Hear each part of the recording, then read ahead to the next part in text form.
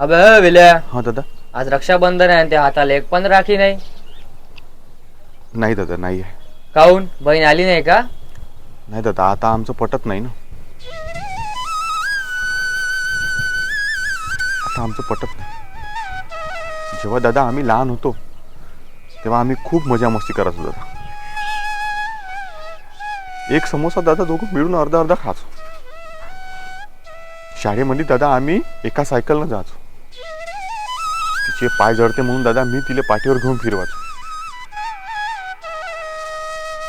दादा एक कपडा घ्यायचो आणि दोघांसाठी अलग अलग शिवायचो. तिच्यासाठी झगा आणि माझ्यासाठी दादा शर्ट. आम्ही एक रंगी एक शिक्का दिसायचो. तिच्या हाताला खूप खूप चव होती दादा. बिलकुल मायासारखी स्वयंपाक बनवायची.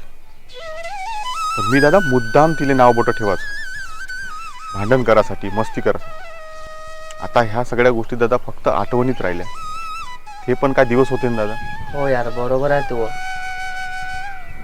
10 वर्ष झाले दादा. ते दिसत नाही.